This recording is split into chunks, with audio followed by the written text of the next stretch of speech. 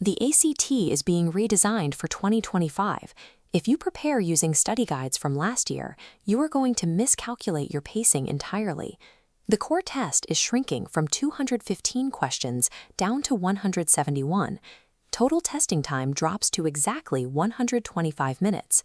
Because of this reduction, your overall composite score out of 36 is now calculated using only 3 core sections: English, math, and reading. The science section is now completely optional. If you choose to take it, those results only count toward a separate, isolated STEM score. STEM is an acronym that stands for science, technology, engineering, and mathematics. This structural shift allows you to build a highly targeted study plan. You can focus your energy exclusively on the 3 core subjects that drive your main score, without wasting hours on sections you no longer need. Step 1 is the English section. You now have 35 minutes to answer 50 questions, with the exam heavily prioritizing sentence structure, punctuation, and standard usage. When attempting to fix a grammatical error, the most common trap is zeroing in exclusively on the underlined portion of a sentence. To find the correct answer, you must read the sentences immediately before and after the underlined phrase. Illuminating the surrounding text reveals the information required to establish the intended tone and logic of the passage. If you only fix a localized punctuation mark without verifying how the sentences connect, you risk creating a cascading error, where one isolated correction breaks the logical flow of the entire paragraph. The English section tests your situational awareness as a reader. It measures your ability to maintain rhetorical consistency across a full text. Moving on to math, you face 45 questions in 50 minutes. This gives you more than a full minute per question. This chart maps a hit baseball's trajectory, plotting time against height. Algebra and function modeling dominate this section, relying on real-world contexts. At the peak of the curve, the vertex point is calculated as -b over 2a, dictating the exact maximum height.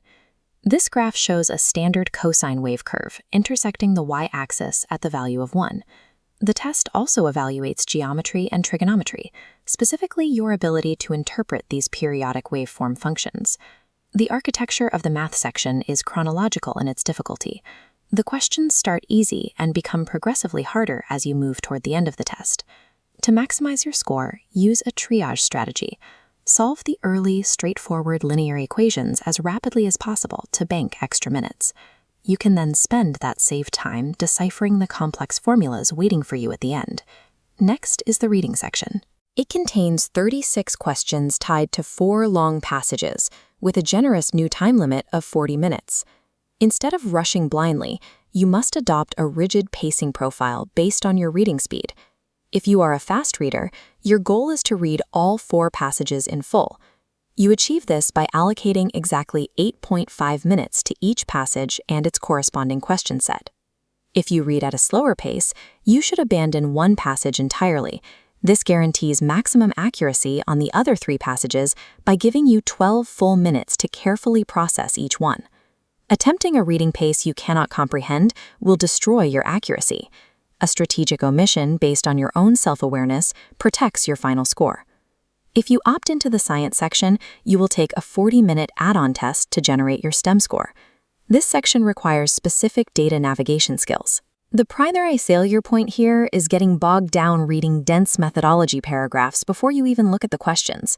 Instead, use the skim with intention method. By blurring out the heavy text, you can immediately zero in on structural data markers, like the title, access labels, and column headers to navigate the passage. There is one exception to the skimming rule, the conflicting viewpoints passage. This format demands heavy reading, so you should budget a larger 6 to 7 minute block of time to complete it. Shifting back to the core exam, there is a hidden obstacle present in every single section: embedded field test items. These are experimental, unscored questions secretly disguised as normal test items. The test makers use them to collect data for future exams, and they do not count toward your final score. Because you cannot distinguish a real question from a fake one, do not let an impossibly difficult problem ruin your pacing. Guess an answer, hit the flag button, and move on. Sticking to your internal time checkpoints ensures that you don't exhaust your energy on questions that may not even count toward your score. Your maximum leverage comes from mastering the 1 to 36 composite score, based only on English, math, and reading. You have your core arsenal. Read for surrounding context in English, triage your time in math, accept a realistic reading pace profile, and utilize the flag and move on strategy. Your next step is to sit down, set a timer for exactly 125 minutes, and execute a core practice test using these checkpoints. Understanding these new rules provides your structural framework. The final step is building the stamina to execute them flawlessly on test day.